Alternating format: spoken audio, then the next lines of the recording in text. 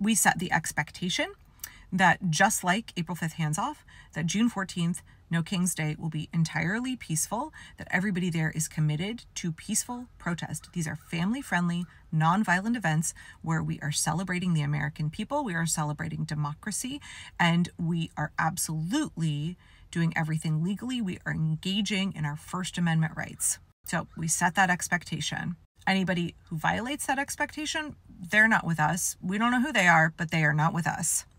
This is when it's a good time to have your group do some de-escalation training and also game out in advance how you're going to deal with those folks should they show up. One strategy that is often employed, and it got brought up in a recent Indivisible meeting, as like, hey, be aware that this is a really good tactic to use should people at your protest start breaking shit, is that you let everybody in your group know ahead of time if you see an instigator, if you see somebody who is trying to riot, is escalating things with the cops, is trying to destroy property, everybody in your group stops and sits down. That's it. There's a signal that y'all need to have. You pass it through your safety team or whatever. Everybody in the group, you sit down. And that clearly communicates, we are not with them. We don't approve of what they're doing. You don't get to use their behavior as an excuse to justify violence against us. They are not part of us. That those outside agitators, they can break their shit and they can do their thing, but they're not going to let the rest of the protest, the peaceful protest, get drawn into it. It creates a really clear distinction. All of the peaceful protesters are sitting on the ground, and the person who's smashing shit, they're not part of us.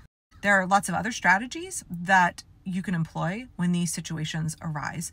Just game it out. Be prepared. Good activism is planning and preparing and anticipating when things might go sideways and making sure that everybody in your group knows, hey, if this thing happens, we're all prepared to do X, Y, Z to make sure that we nip it in the bud. We all know the best way to de-escalate the situation and keep our protests safe and peaceful. There are lots of other strategies that you can employ. This is why it's just so crucial that everybody right now, not just the organizers, all of us, take any de-escalation training we possibly can. Incredibly, incredibly important skills to have right now. So I don't want folks to worry about June 14th. We are setting the expectation. This will be peaceful. This will be fun. This will be family friendly.